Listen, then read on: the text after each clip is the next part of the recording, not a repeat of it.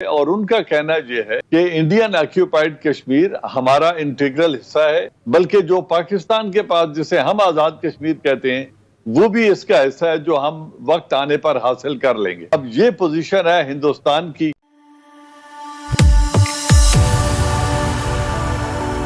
जय हिंद दोस्तों, मोदी देश में आपका स्वागत है। दोस्तों, आज पाक मीडिया भारत और पाकिस्तान के बीच जो खुफिया बातचीत हो रही है उसके बारे में बात करें। पाक मीडिया कह रहा है कि पाकिस्तानी सरकारें नहीं मान रही कि वो भारत से कोई भी बातचीत करी है। सिर्फ यूएई और इंटरनेशनल अखबार है ये खबरें दे रही है कि भारत और पाकिस्तान के बीच बातचीत हो रही है। और इस वीडियो में पाकिस्तानी जनरल जो है वो कह रहे कि भारत ने तो कश्मीर में आर्टिकल 370 इंस्टॉल नहीं किया और आर्टिकल 370 हटा के भारत ने कश्मीर को भारत का ही हिस्सा बना लिया है, तो इस पर तो और कुछ नहीं हो सकता।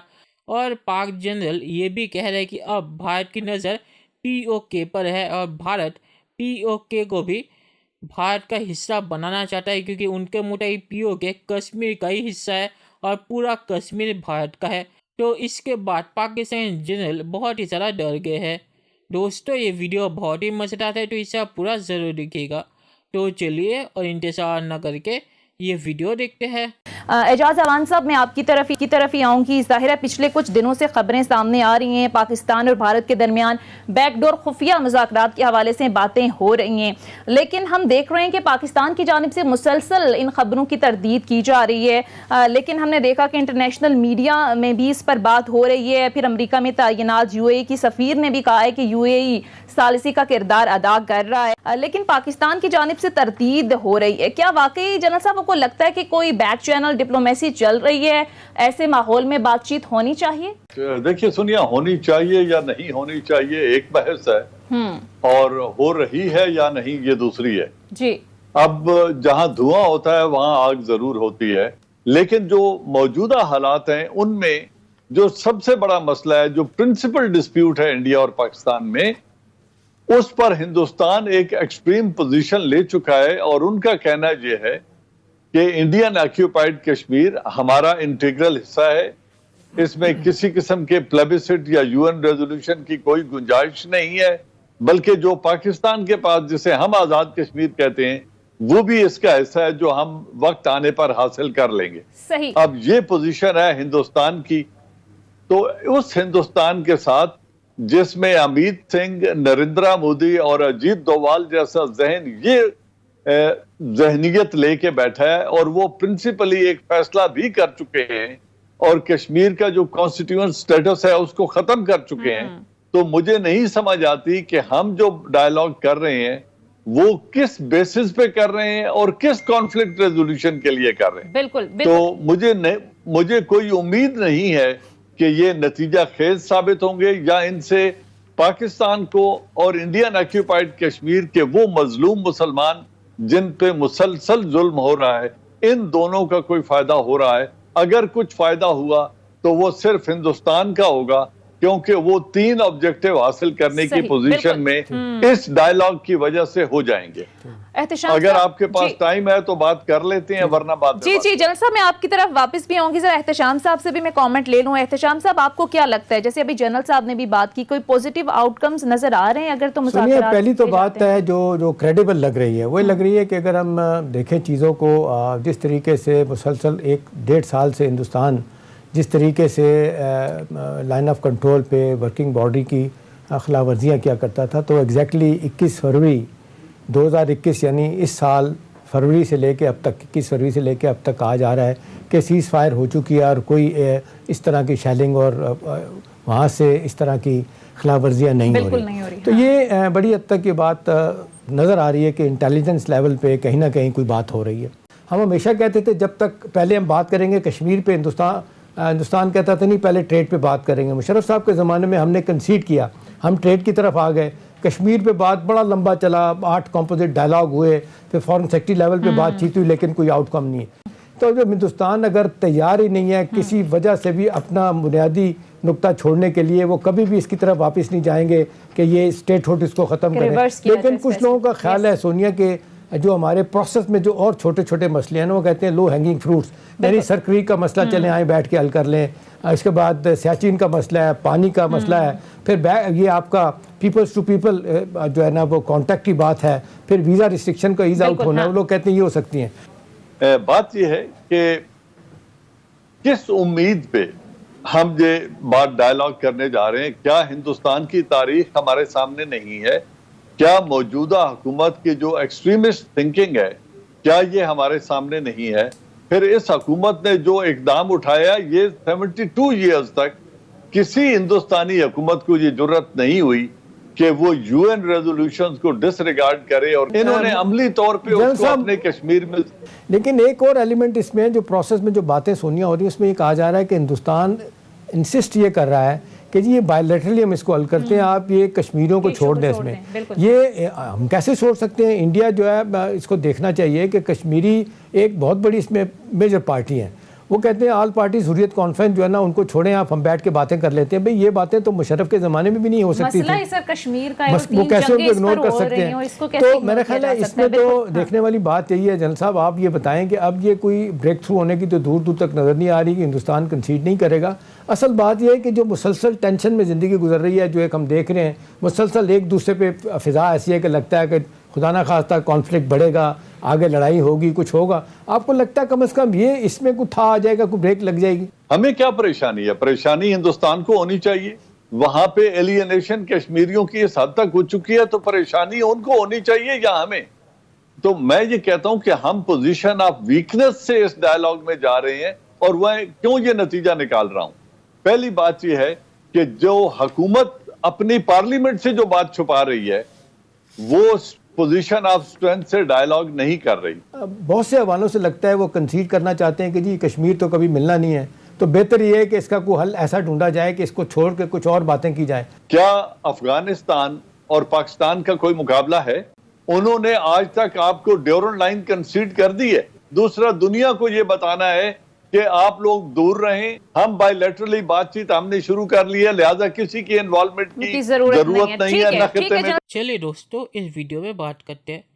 तो पाक मीडिया ने सवाल पूछा है कि भारत और पाकिस्तान के बीच क्या सच में बातचीत हो रही है? तो मुझे ये नहीं पता, पर जब इतने लोग कह रहे हैं और यूएई भी कह रहा है, तो यूएई सरेआम छोड़ी झूठ बोलेगा कि दुनिया के सामने मैं झूठ बोलता हूँ और जो पता चलेगा दुनिया को, क्योंकि ऐसी चीज़ें पता चल ही जाती है तो दुनिया में यूएई का नाम ही बदनाम होगा। तो मुझे नहीं लगता कि यूएई ऐसी चीज़ों पर झूठ बोलेगा, वो भी सबके सामने।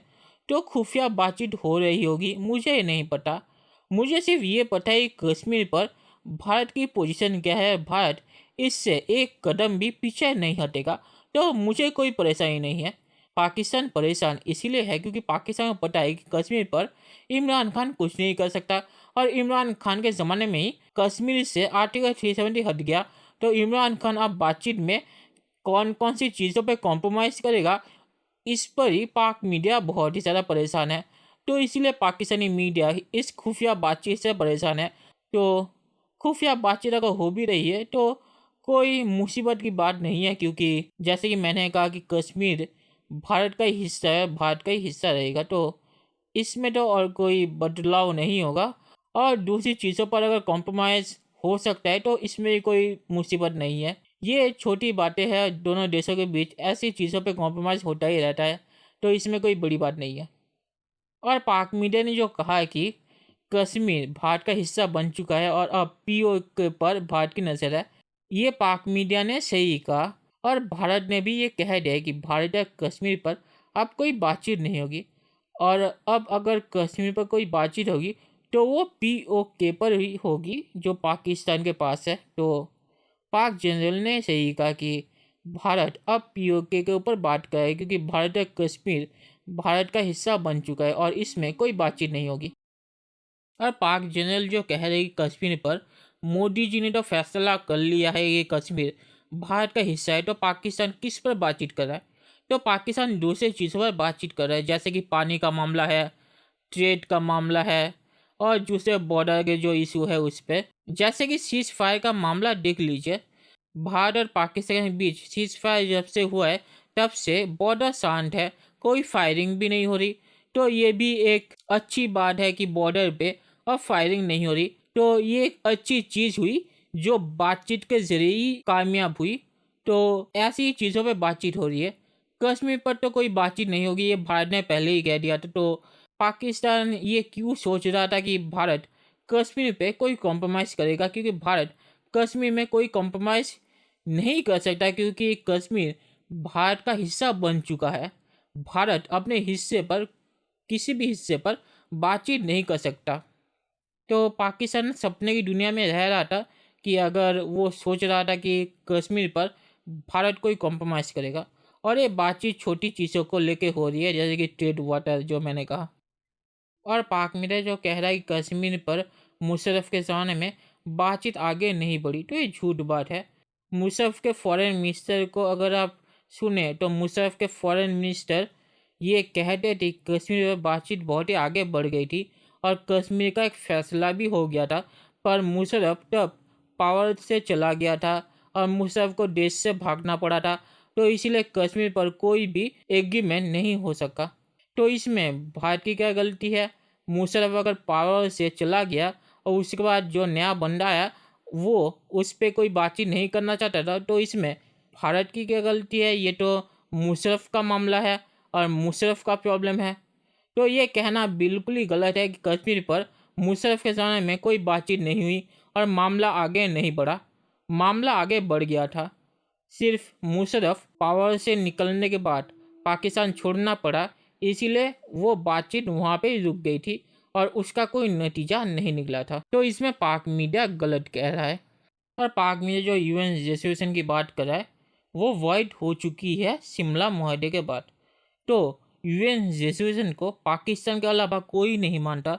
यूएन ने भी एक बार कह दिया था कि यूएन रेजोल्यूशन कश्मीर पर अब लागू नहीं होता, तब पाकिस्तान रोने लगा था और यूएन ने पाकिस्तान में बोला था कि भारत अगर मान जाए तो हम भी मान जाएंगे कि यूएन का कोई रेजोल्यूशन है कश्मीर पर भारत ये नहीं माना।